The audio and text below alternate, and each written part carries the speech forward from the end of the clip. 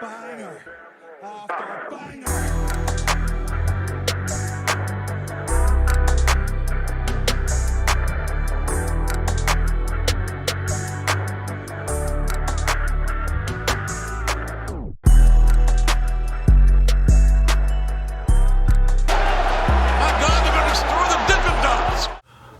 What's going on, guys? It's your boy Big Hero Chris back at you with the NXT Vengeance Day review. If you're new to the channel, go ahead and subscribe, give me a thumbs up, ring the notification bell, hit me up on Twitter, TikTok, all those cool things. You already know the vibes, man. And hey, listen to me, look at me, look at my eyes, look at me when I tell you this. Make sure you like this video, make sure you subscribe, or else I don't want to wish no harm on nobody, but your fingers are gonna look like this. Your fingers are gonna look like this and you can't ever fix it. I'm just saying, if you don't subscribe, that's what your fingers gonna look like. You don't want your fingers to look like that, do you? I don't think so. I didn't think so. But with that being said, got your NXT Vengeance Day review. Vengeance Day coming.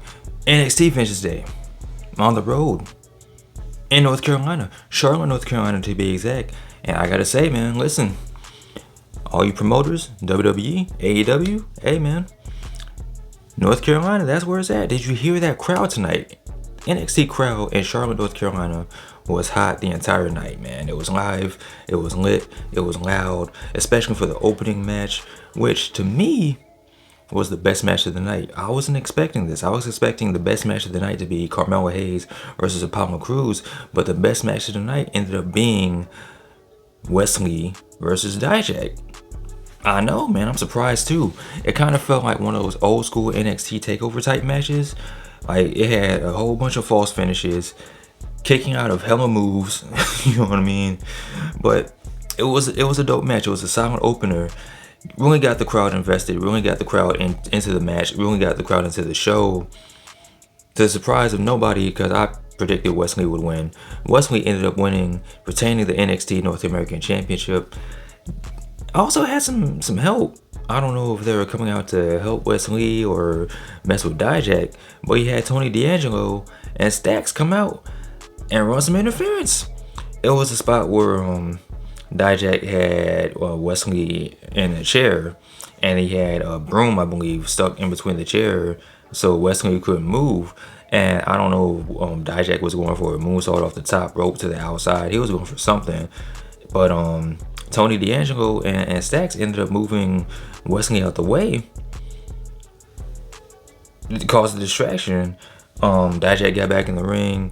Wesley did some kind of a flippy Mortal Kombat Street Fighter type flip kick. Kicked Dijak right in the face. Got the 1, 2, 3. And still, your NXT North American champion, Wesley. Like I said, man, I'm not one of those types of reviewers that does the whole breakdown move by move. This is one of those matches you just gotta see it to believe it for yourself. Dijak's finger was all the way jacked up. I don't know what he did or how he did it. His finger is just cooked. But you're still your NXT North American champion, Wesley. So alright, so the next match was for the NXT Women's Tag Team Champions. And I hate to call myself Negro Adamas, but I totally called this.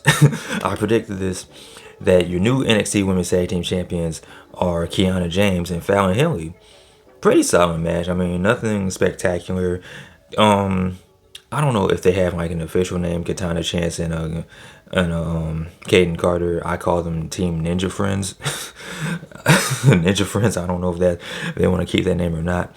But they actually do work very well as a tag team. They were doing some pretty cool moves, but it wasn't enough to defeat the new thrown together tag team of Kiana James and Fallon Henley. Hey, I mean, not too much more I have to say about this match. New tag team champions. Speaking of new tag team champions, I'm skipping ahead a little bit, but we had a fatal 4-way tag team match between the teams of the New Day, Gallus, Chase U, and Pretty Deadly. Now, all 4 of these teams were pretty over. The most over team was the New Day, but not too far behind them was Chase U with Duke Hudson and Andre Chase. Speaking of Andre Chase, I had no idea bro was from Charlotte. Like, I was listening to the commentary and they said, oh, the hometown boy Andre Chase. I'm like, what? Andre Chase is from Charlotte? I didn't know he was a North Carolina boy too. Shout out to Andre Chase. And one of the loudest reactions during the match was when Andre Chase did the Chase U stomp, where he said, "Give me a C, give me an H, blah blah blah. What does that spell? Chase U." They even had the student section. The student section flew all the way from Florida to Charlotte to show love for this accredited university, Chase U. But it wasn't enough. It wasn't enough for the New Day. It wasn't enough for Pretty Deadly. We have new tag team champions and Gallus. Now, this was something I didn't see coming. I didn't predict this happening. I predicted that the New Day would retain. But I'm not mad at the fact that Gallus won the NXT Tag Team Championships because they're strong. They're two big, strong boys. So it's pretty much at the point like who can honestly stop Gallus? Maybe the Creed brothers. I don't know. I honestly don't know who can beat Gallus. But that's the interesting part. Only time will tell. Now, this is the match I was looking forward to the most. The 2 out of 3 falls match between Carmelo Hayes and Apollo Crews. Hashtag make Apollo Crews Nigerian again, baby. I still don't understand what his gimmick is. Him seeing into the future, him being that so Raven. He even came out with some contact lenses to make it look like he was all like, oh. Someone on Twitter pointed out the fact that he looked like Idris Elba as Heimdall from Thor, like the same eyes and everything, like you can see into the future. It's crazy how you can see into the future, but you couldn't see what happened during this match. And as far as the 2 out of 3 falls match, Carmelo Hayes actually swept Apollo Crews 2 falls back to back. The first fall he won by submission. He locked in the crossface and made Apollo Crews tap out. The second fall came where Carmelo hit the scissors kick off the top rope. I think it's called the nothing but net. And the interesting thing is how we got to this point, because of course Carmelo had Trick Williams out with him, his boy, his best friend, causing distraction, run around. And I gotta say this. Carmelo Hayes and Trick Williams, whenever they do get caught up to the main roster, I hope they get to come together as a unit because they work so well together. Especially Trick Williams, like he was on the outside just being hilarious. There was one point you saw him praying, like he was sitting next to the chair praying that Carmelo Hayes won, like literally on his hands and knees praying. But Trick Williams did try to run interference. He tried to distract Apollo Crews, but then something I didn't see coming was the return of the former Dabba Kato, formerly known as Commander Aziz, now once again known as Dabba Kato. He came out and pulled Trick Williams off the ring apron, caused a distraction. Carmelo Hayes, like I said, hit his finish move, nothing but net, and then he ended up winning the match 2 falls, sweep. And then after the match, you saw Dabba Kato get in the ring. Now, for those of you who aren't too familiar, Dabba Kato, formerly known as Commander Aziz, were actually like a team. Apollo Crews used to be Nigerian. He's always Nigerian, but he had the Nigerian accent. And Dabba Kato was like his bodyguard, like his special guard, Commander Aziz. And they ran together as a unit. So when Apollo Crews came to NXT, I was always thinking like, okay, what would happen to Commander Aziz, Dabba Kato? Now we know, because after the match, Dabba Kato helped Apollo Crews up, only to hit him with the sky high onto a steel cage, or not a steel cage, but a steel chair. So I'm assuming that's gonna be the feud going forward: Dabba Kato versus Apollo Crews. The battle to see who will be Nigerian again. I don't know. He's a special commander. We don't know where this might go, but it's interesting to see. I can't wait to see where this goes, man. So now we have the triple threat match for the NXT Women's Championship. Roxanne Perez taking on Gigi Dolin, taking on Jacy Jayne. Now, Jacy Jayne and Gigi Dolin, Toxic Attraction, they came out together. And of course, the match was supposed to be like a quote-unquote handicap match with Gigi and Jacy working together. Of course, that didn't last long because there was a miscommunication. Gigi and Jacy started fighting. Roxanne Perez was holding her own. Gigi Dolin was super over in Charlotte, man. I can't even front. There were points where you heard "Let's go Gigi," "Let's go Roxy," and I felt bad for Jacy Jayne because she didn't really get love like Gigi Dolin did. But this was actually a pretty decent match. It was pretty good, man. Roxanne Perez won I think it was Gigi. Dolin went through a table on the outside, and Roxanne Perez hit the pop rocks, the super pop rocks off the top rope on Jacy Jayne with a 1-2-3, and still your NXT Women's Champion Roxanne Perez. A lot of people were saying like probably the next person to face Roxanne will most likely be Tiffany Stratton. Now, I wouldn't even be mad at that. I wouldn't mind seeing that feud because Roxanne Perez, I've said this before, Roxanne Perez is super talented, one of the best women talents in NXT, possibly in all of WWE right now. And Tiffany Stratton, from where she started to where she is now and where she's continuing to go, man, she's going to be a big star too. So that could be a big money feud for many years to come.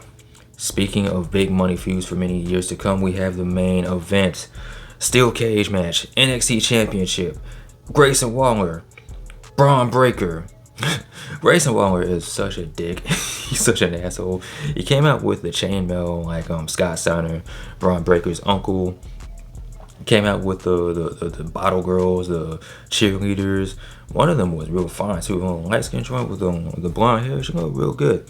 But Grayson Waller came out looking like a mega star. For some reason, he had some sneakers. Like he had one girl holding some sneakers on a pillow. I don't know why, but hey, man, it's your interest. You do how you want to do it. And then of course you had Bron Breakker come out, and this was a pretty solid steel cage match. Grayson Waller dominated for the most part, getting the one up on Bron Breakker, and then you have Bron Breakker come back from behind, powering up, whooping Grayson Waller's ass. There was one point where Grayson Waller looked like he was gonna go through that go for that elbow drop off the top of the steel cage, and then Bron Breakker hit a superplex off on Grayson Waller off the top of the steel cage. Bron Breakker, of course, won with a spear.